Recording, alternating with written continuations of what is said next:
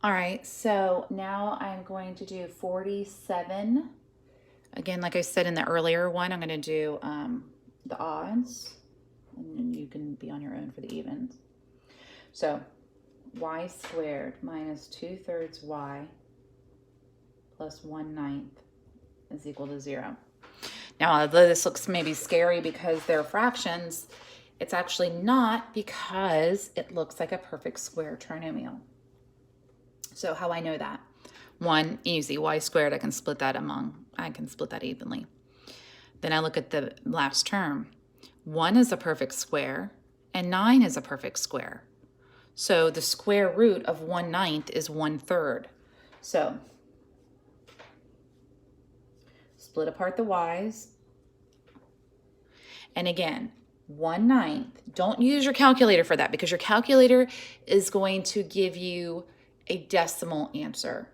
Just think common sense. Like I said, the square root of 1 is 1. The square root of 9 is 3. So the square root of 1/9 is 1/3. So I just write 1/3, 1/3. This sign tells me what they're both going to be. And if you want to save yourself some steps, I can just do it like that. So when I have, it's a perfect square, there's 2 of them. So then I only want 1 of them.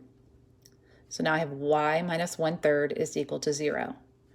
Add 1/3 to both sides, and y is equal to 1/3. And that's your answer. So number 48, very similar to that. It is a perfect square trinomial, even though it's fractions. The last term is a perfect square. So now 49 looks like, finally, the examples that I did yesterday.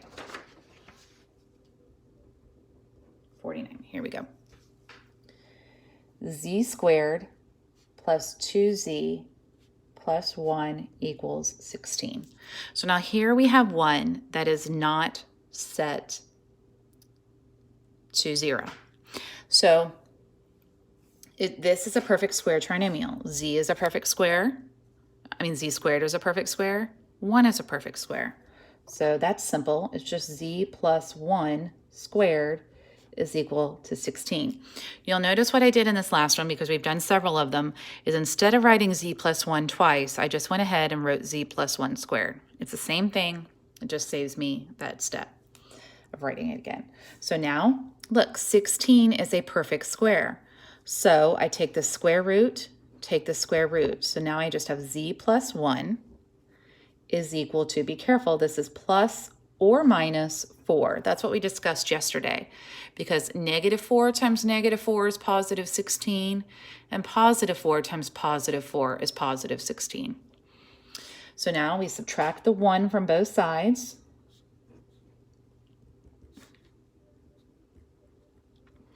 And if you watched the video yesterday, you'll notice, or you'll remember that I said when you subtract that 1 from both sides, write it first.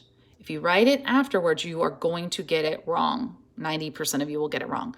So when I subtract the 1 from both sides, I wrote it first. So now I have -1 plus 4, which is equal to 3. And I have -1 minus 4, which is equal to -5.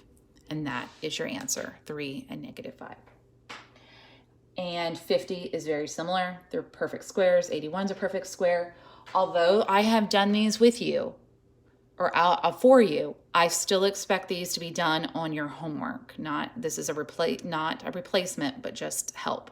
So hope this helped you all. By next week, I am hoping to have like Zoom or something like that. So I'll ask you all to get that, but I'll have more information about that later. All right, bye.